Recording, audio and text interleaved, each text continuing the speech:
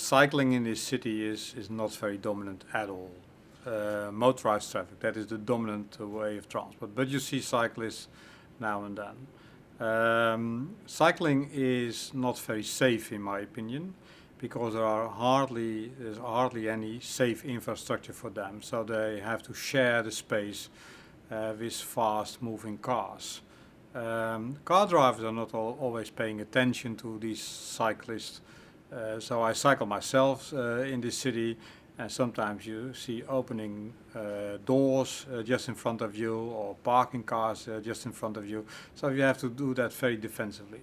However, there's every reason to promote cycling. It's good for your health, it's good for the environment, and it can be good for safety. The only thing you have to do then is to build safe cycle infrastructure. Safe infrastructure for cyclists means that cyclists don't share the same space with cars. You have to separate them from cars. And if you have a look at Linear Park, for example, they have done that beautifully, because you have to cross all these roads, and it goes by bridges. So they understand fully well how to do that. Don't bring cyclists to the same space where cars can drive 50 or 60 kilometers per hour. So that's dangerous. So we have to do that on roads as well.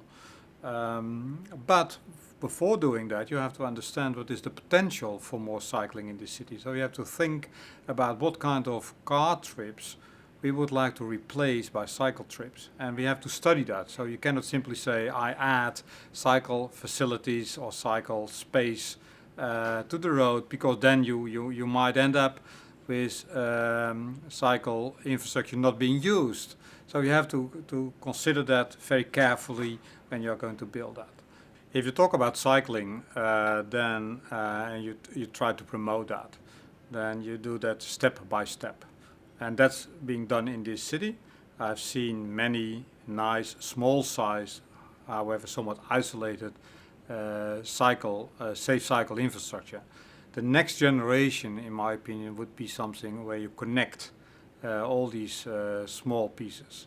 And then you have to think in a network of safe cycle routes, and we have to think how to implement that.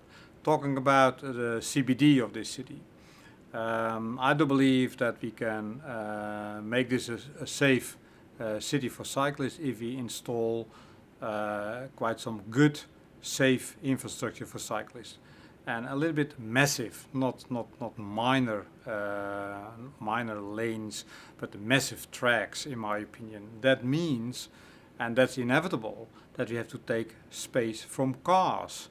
If this society is not prepared of doing that, then we have a serious problem, and then you have to reconsider your ambition whether you would like to promote cycling. And I have the example of Vancouver in Canada.